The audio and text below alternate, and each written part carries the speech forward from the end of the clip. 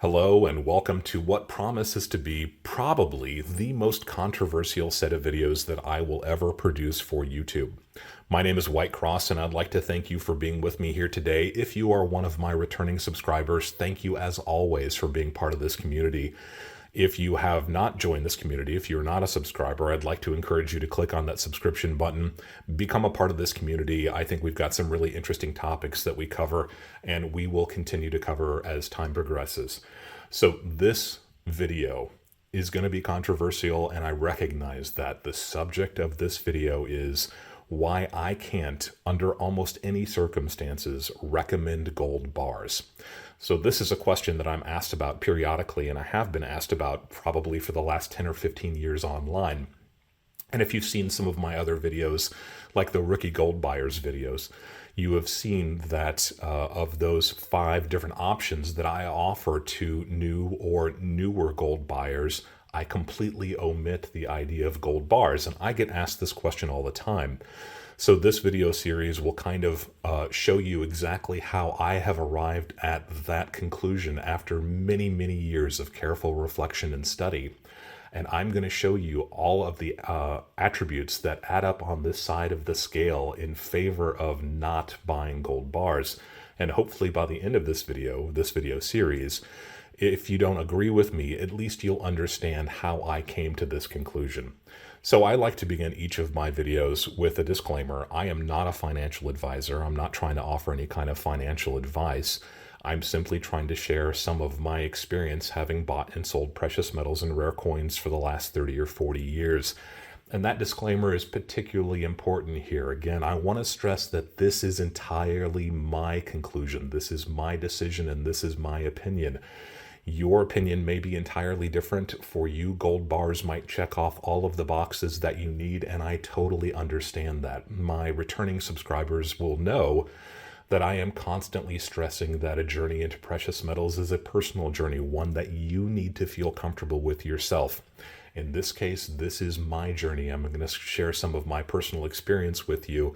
And again, hopefully by the end of the series, you'll know exactly where it is that I'm coming from. I also like to begin each of my videos with some thoughts, some ideas, some concepts that we can work back into the subject of the video, and that's the case with this one as well. I'm going to throw 3 of them at you, but they're pretty simple ones.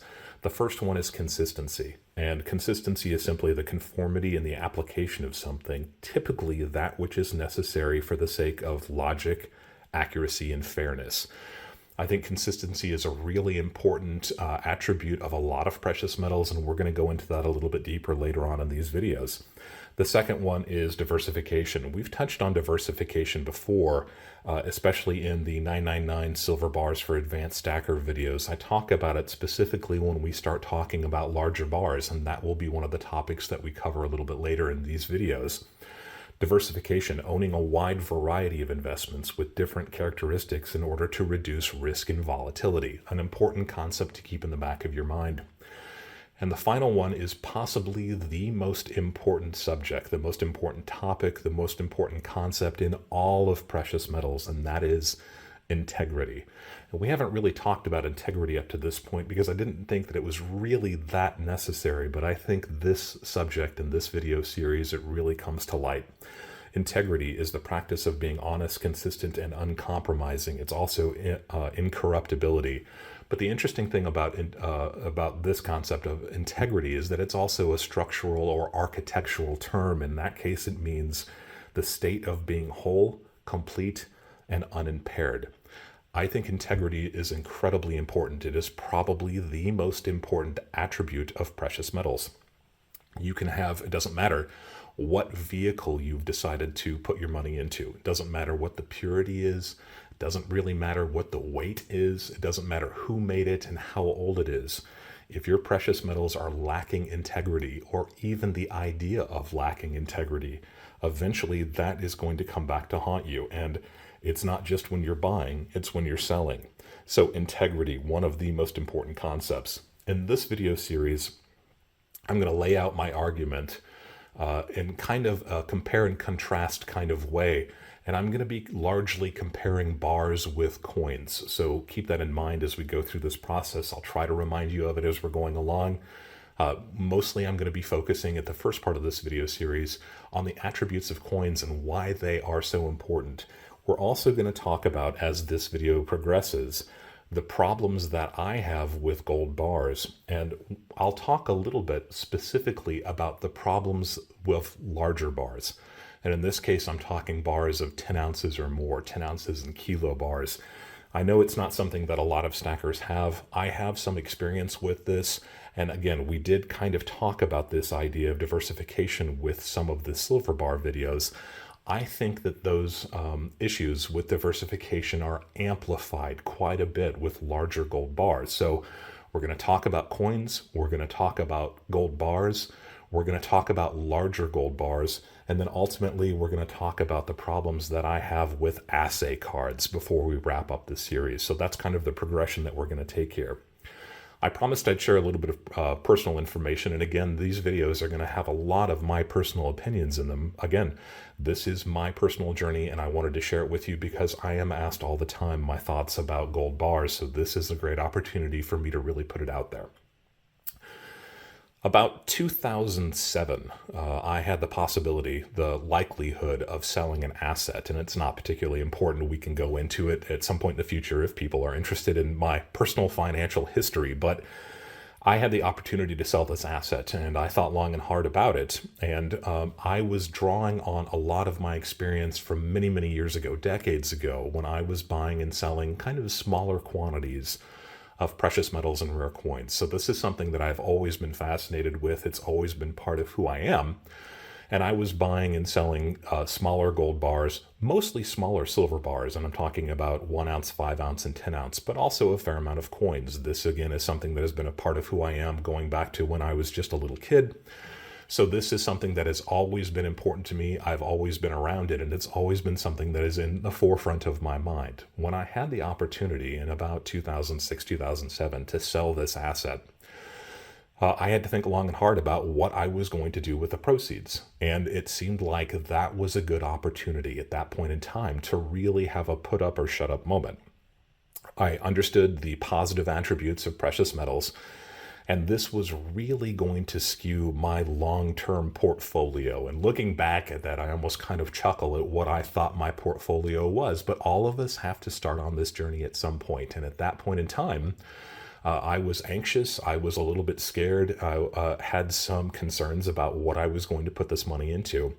And ultimately, as I said, it seemed like this was really the first opportunity for me to rebalance my portfolio and sink a fair amount of money into precious metals, not just bits and pieces here and there, not just the average roll of 90% circulated silver coins, not just smaller gold bars and a few gold coins. This was really time to put a fair amount of that allocation into precious metals. So that's ultimately what I decided to do. Now, I didn't want to go completely off the bandwagon, and I put a fair amount of the return that I got on this into just regular equities. So I put a lot of money into index funds and mutual funds in the stock market, and I felt like I had my bases covered with that.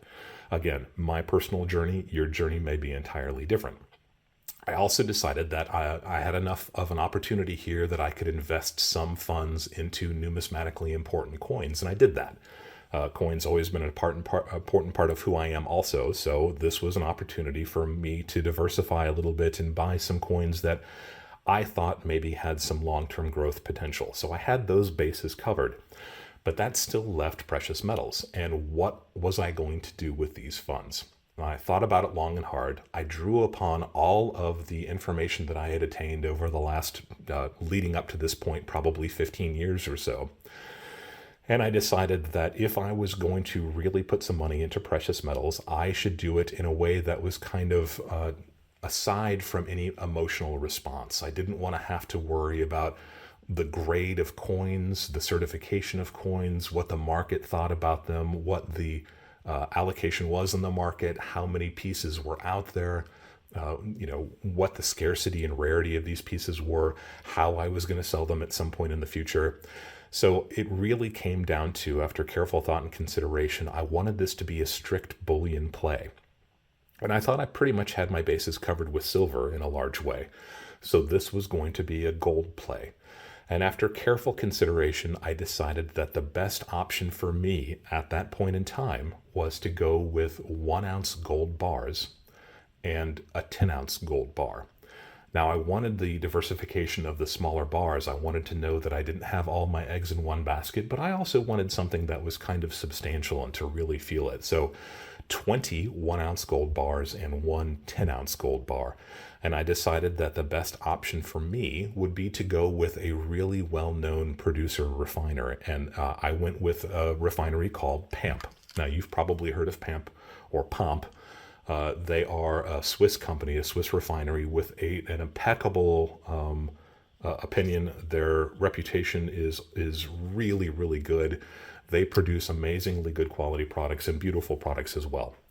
So I ordered from a company called Gainesville, and it was my first really big online purchase, and they were incredibly responsive. I got my purchase very quickly. It came via registered mail, and it was 21-ounce bars in these assay cards. That's this plastic case that you see here. This is a rigid plastic case, beautiful with a clear window, and it's got all sorts of information on the back. It's got certification numbers. It's got the signature of the assayer on it. It looks very official. So these 1 ounce bars, considerably larger than this is a 1 gram bar, all came in a neat little case with little holes in it for these bars to slide into, these assay cards to slide into. And then the 10-ounce gold bar came in its own case with its own COA as well. And I'll put a picture of what they look like here so you have an idea of what I'm talking about. And then I figured I had my bases covered. That was it. I had made my decision. I'm usually pretty decisive after I consider my options, and I was very comfortable with it. So into the safe deposit box they went, my bases covered. I could kind of put it on the back burner and forget about it and know that I had my situation covered. But it was about that time, and I'm talking between 2009, 2010, that reports started coming out of counterfeit gold bars being found. Now, the problem with reports online at this period of time is that the internet is not what the internet is now. That was a different period of time, and a lot of these stories weren't sourced very well. It was very difficult to tell exactly who was telling this story, why they were telling it, and if it was true, and there was still some question as to whether or not it was true, how many of these bars were out there. And unfortunately, the bars that began to surface, these counterfeit bars, were exactly my 10-ounce PAMP bar. So you can guess that that put a little bit of shock in my system. Now, at the time, gold was trading at $850, $900 an ounce. So a 10-ounce bar represented somewhere on the order of $9,000. This was a pretty substantial amount of money. And I'll put some pictures here of what these bars look like. These bars had a very thick skin of foil of gold. Now, it was pure gold, and it was thicker than the thickest tinfoil that you can imagine. But inside the bar was a bar of tungsten. Now, tungsten is an element with attributes that are very similar to gold, especially in terms of its density. It is incredibly dense. It is a density that is almost identical to gold. So these bars with this fake skin on them passed a lot of tests. They looked good. They felt good. They passed a lot of the diagnostics that we had available to us at the time. And I think that there's still a good chance that if these bars are out there, if there are lots of them, they would probably pass a lot of the tests that we have here today. It didn't frighten me too much. I had bought my bars from a very well-known and reputable dealer, and my bar looked great.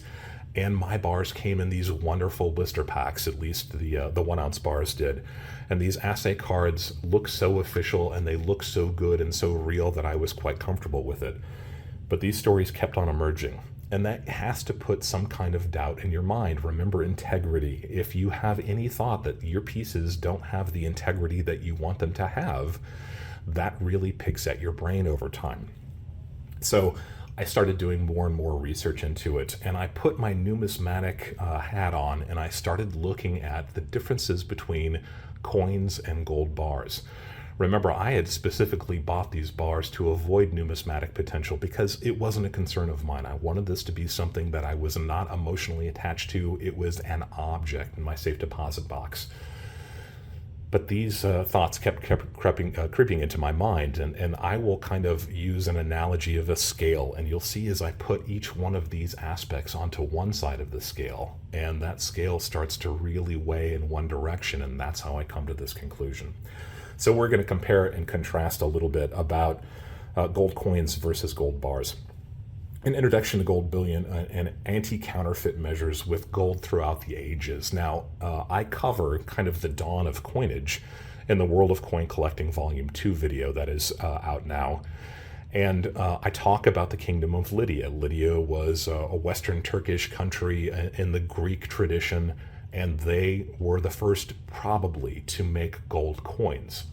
And as soon as those gold coins started being made, counterfeiters started making counterfeit gold coins. In fact, it probably went back even further than that when we were talking about a commodity economy where people were trading gold bars and silver bars and even bronze ingots.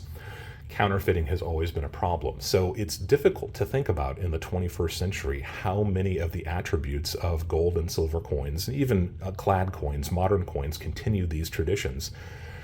A lot of safety features have been put in place over the ages that we don't even really think about. And I'll talk about a few of them here. This is a Krugerrand. This is a standard 1 ounce gold coin. It's 1 troy ounce of pure gold in the form of a 22 karat or 91.67% gold coin. And this has been one of the most popular gold coins ever made. It's been made for 75 years now in South Africa. So I talked before about one of the things that is important in my opinion with precious metals, and that is consistency. And consistency in this case is that design. This same design has been used since the Krugerrand was launched in the 1960s. It is identical front and back, and there's a reason for that, and there's a reason why all of our modern coins that we have circulating in the United States of America all look the same. It's that consistency.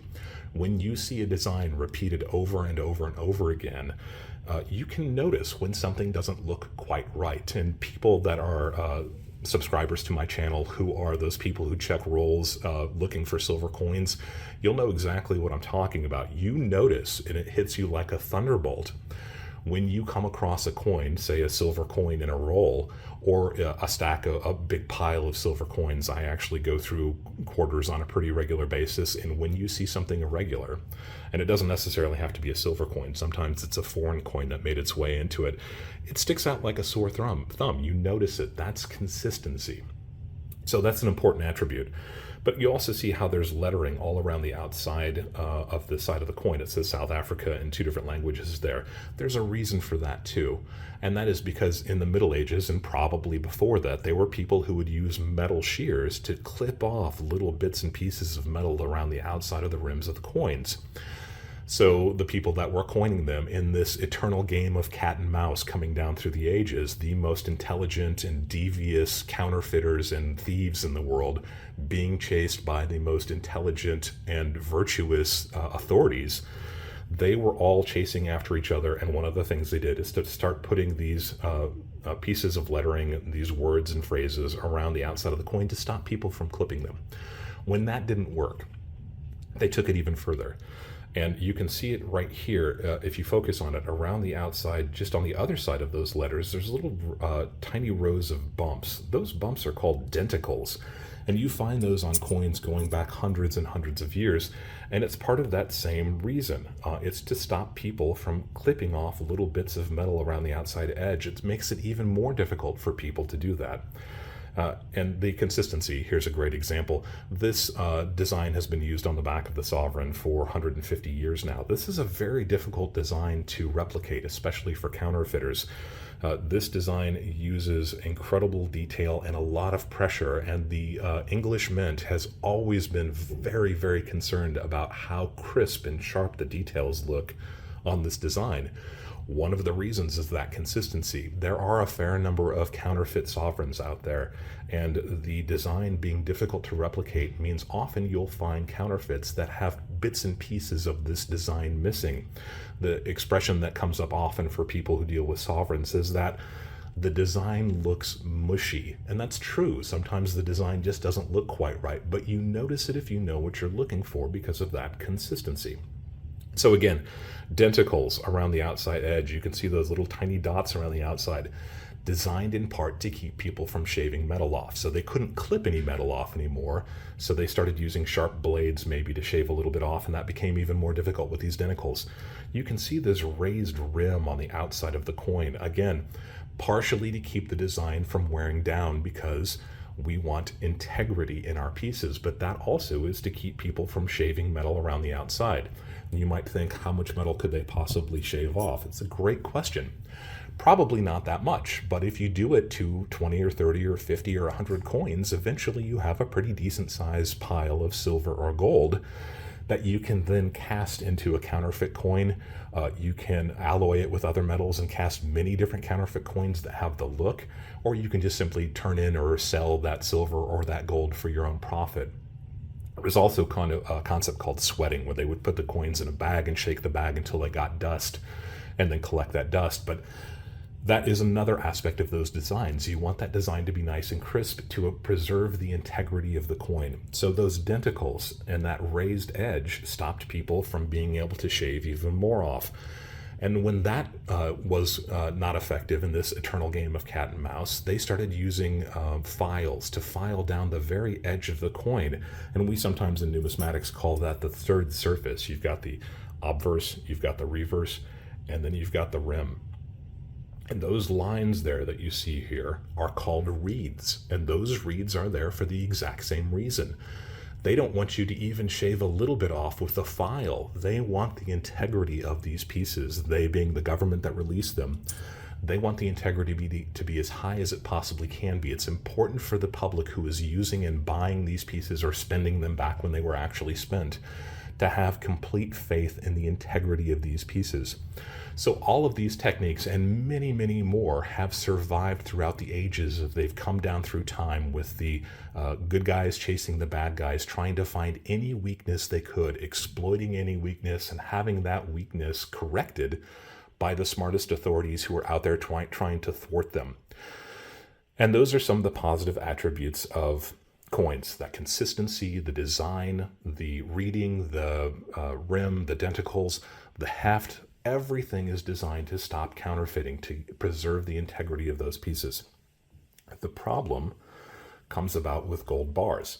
Now, gold bars are sexy. Everybody thinks of gold bars or bullion being these gold bars that are stored in Fort Knox. And when you are a new buyer, especially, the idea of owning gold bars really seems to give you a little bit of cachet. It makes you feel like you've actually got something substantial. And I'm not knocking that. I'm really not. Again, a personal journey is a personal journey. I'm telling you how I came to this conclusion on my own journey.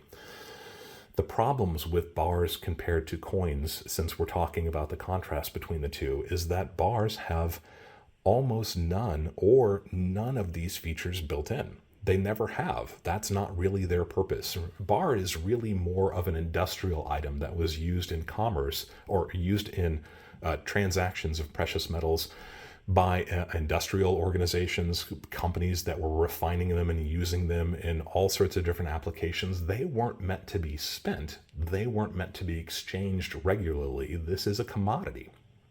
And consequently, bars have few, if any, of these features that we take for granted, but that continue to exist to this day on almost any bullion coin, and in fact, clad coins as well. Let me just show you a really brief example of what I'm talking about here.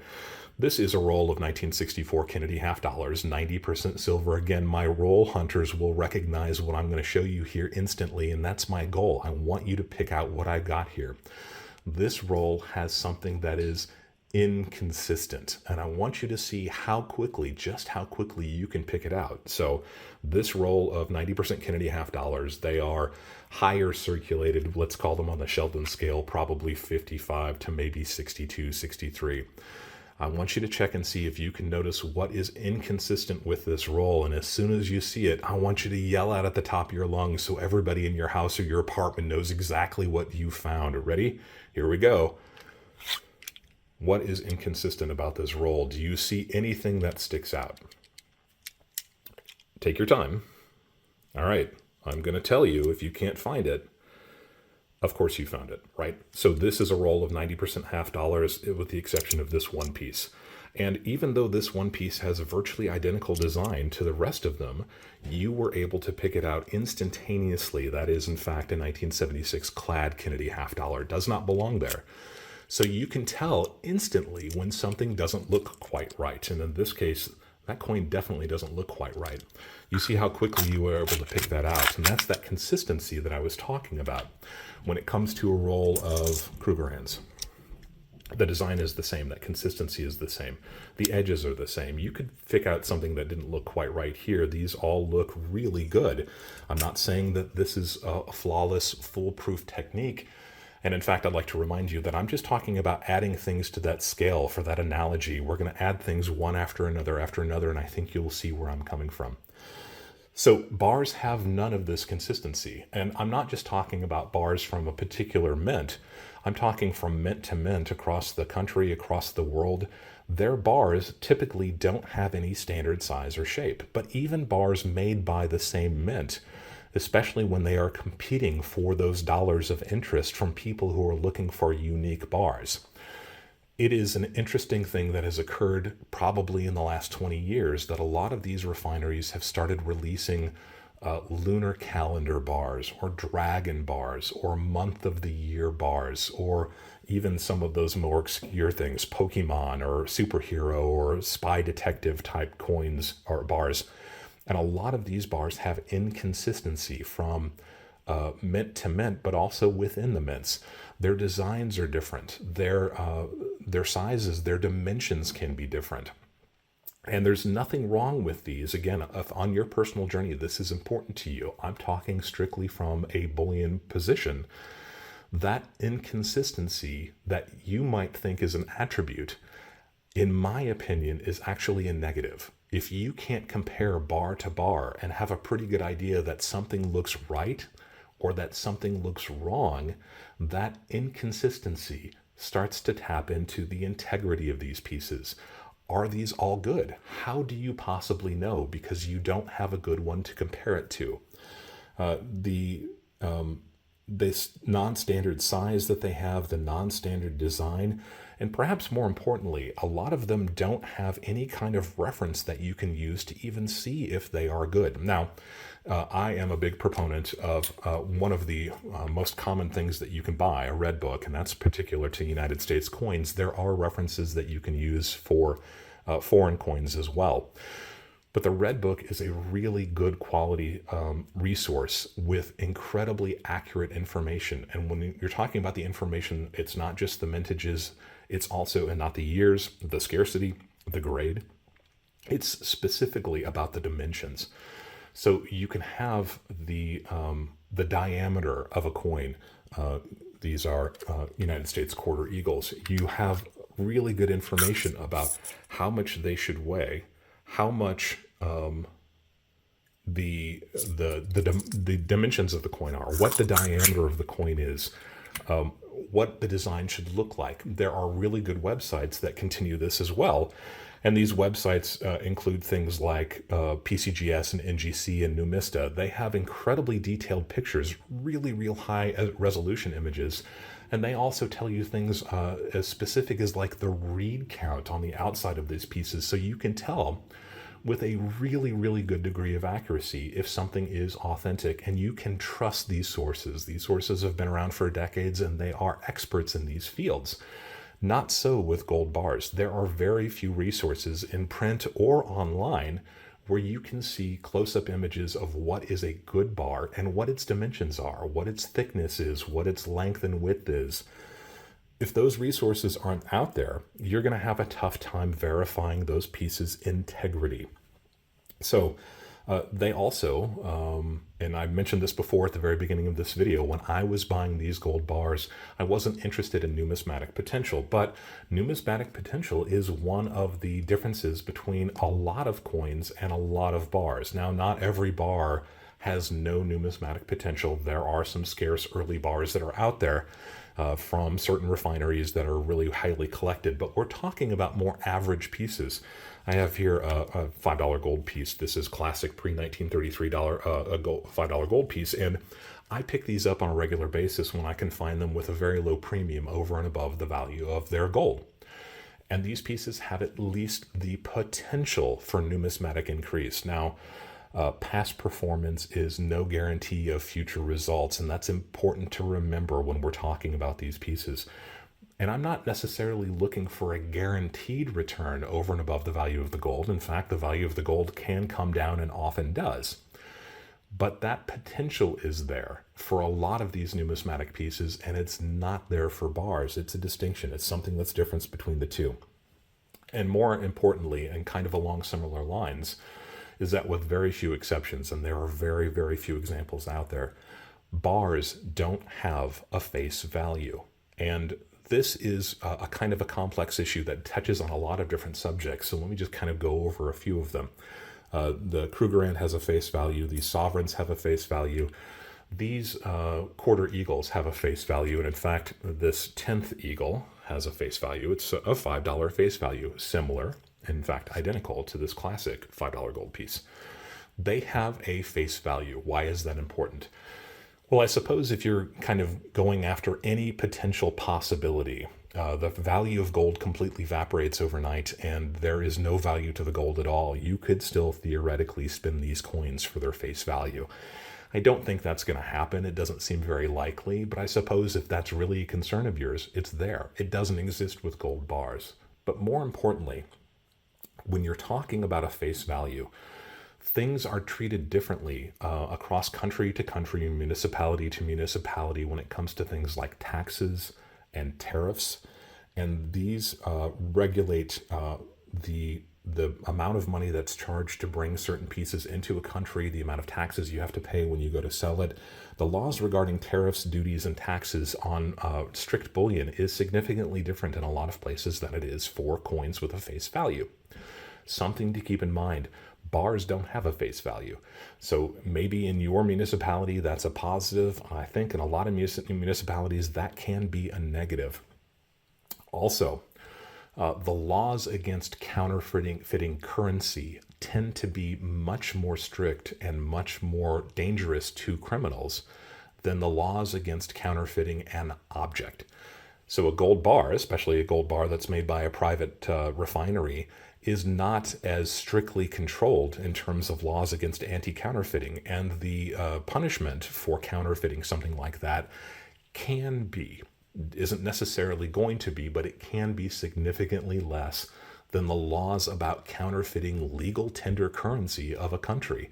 You might expect to get a knock on the door from the Secret Service of the IRS if they catch you or even suspect that you are counterfeiting American currency. And that's what these pieces with a face value are. They are currency. It's non-circulating legal tender, but there is a reason why those face values are there. Those are differences between gold bars and coins in terms of their physical attributes, their ability to be counterfeited. I think that the scale has already shown you that there are positive attributes to coins that bars simply don't have. And I want to speak a little bit about larger bars. Now, larger bars don't necessarily come into play for a lot of stackers, but I thought it was important to at least cover since I showed originally those 1 ounce gold bars and that one 10-ounce gold bar. I've talked a little bit about the issues with larger bars. Again, I'll put a link down to the video for kilos and larger silver bars so you can see where I'm coming from. But larger bars mean that you can't dollar cost average. Dollar cost averaging is just a theory where you're putting set aside a certain amount of money on a regular basis, and you're putting that money into whatever vehicle you've chosen, be it stocks and bonds or precious metals. And the benefit of dollar cost averaging is if you say put $500 a month into precious metals, if the price of gold is really low, you have captured a fair amount of benefit from buying when gold is low. But when gold is high, you are limiting your exposure to the cost of gold by setting a certain amount of money that you're investing on a regular basis. So you're capturing more when the price of gold is high, you're limiting exposure when the price of gold is low. And most of the time, that average is what you're looking for. You can't do that with a larger bar. If you were to buy a 10-ounce gold bar or a kilo of gold, and you have to buy that much gold all at once, you are going to be paying whatever the price is for that entire position, whether it's for the grams included in this bar, the ounces included in this bar, every single speck of gold in that bar, you are buying at whatever the price is. And if that price is high, you have paid a lot of money for every single gram of gold included in that bar. What happens if the price of gold drops the next day, even significantly? It doesn't really matter. You can't dollar cost average anymore. You have already put all of your eggs into that one basket. And that problem is amplified when you go to sell. If you must sell because you need money for whatever reason, and in the past I've used an example of maybe a car part. Let's say you need to replace the entire engine in your car and all you have are your gold savings in order to pay for that. Let's say that car part, that engine is going to cost you $2,000. You know somebody who can do it for you cheap. So if you were investing $500 a month, and let's say that you were buying a Sovereign every month, and if you needed this money, you could exit 2 or 3 of these, 4 of these pieces to access that $2,000 or $3,000, whatever it's going to cost, so that you can pay for it. But you're not touching the other coins that you've already bought. You don't have to worry about digging into this any further than you have. And as it always seems to be, what if the price of gold is down considerably from when you bought most of this? You are limiting your exposure when you sell by only selling those pieces that you need to sell. Now, take a look at that 10-ounce gold bar or that kilogram gold bar. If you have to sell to get that $2,000 or $3,000, whatever it may be, you have to exit that entire position. You must sell the entire bar. So what if you bought that bar high, and now that you absolutely must access some of that cash, the price of gold is low, as it always seems to be when you're selling? You have to exit that entire position. Every single gram, every single ounce contained within that bar, you're going to be selling at a loss. You don't have a choice. Indivisibility, dollar cost averaging. And there's one other aspect I want to consider, is that when you go to sell this bar, right now with gold trading in about the $2,000 an ounce range, that 10-ounce bar, the smaller of these bars compared to a kilo, is still a $20,000 piece of gold. How many buyers do you know out there who have $20,000 who can pay you in cash at the drop of a hat? Now, if you're in a big city, you probably have quite a few people, but if you're in a smaller place, a rural area, you're going to have fewer buyers who can pony up that kind of cash all at once, or even the people that want to put that much money into it all at once, because they recognize that they are limiting the things that they can buy if they're tying up all of their resources in that one 10-ounce bar of gold. And they will use that against you. They will put negative pressure on you, saying that I can't really afford to pay you any premium over spot. I can't even afford to pay you spot. I'm going to have to buy this from you at a discount. Wow, you have really put yourself in a difficult position. Now, if you are a baller who's got millions of dollars in your precious metals, I understand why you would want larger bars. It certainly makes sense in that position. But for the rest of us, think long and hard about these larger size bars. Now, that's not the case with every bar. These are pretty specific ideas just for those larger bars, but you can see once again that scale is really weighing heavily against bars, and that's how I arrived at this position. So that's it for video 1 in this series. I will be releasing video 2 shortly. Hopefully at some point in the future you are watching these back to back so you can make a seamless transition between the two. The next video, I will cover the problems with assay cards. We'll talk about those specifically. We'll talk about buying and selling. We'll talk about the tests that you can and can't use. And we will talk about the golden question that comes at the very end of this that really sealed this idea for me. What really changed my opinion about this? And that's coming up at the end of Volume 2. Stay tuned for Volume 2. If you have any questions, please leave them down below. If you have any ideas that you'd like for me to cover when it comes to things like gold bars, leave a comment down below. I'd love to hear from you. Remember to subscribe and stay tuned for Volume 2. And as always, thank you for allowing me to be a part of your journey as you go deeper into the world of physical precious metals.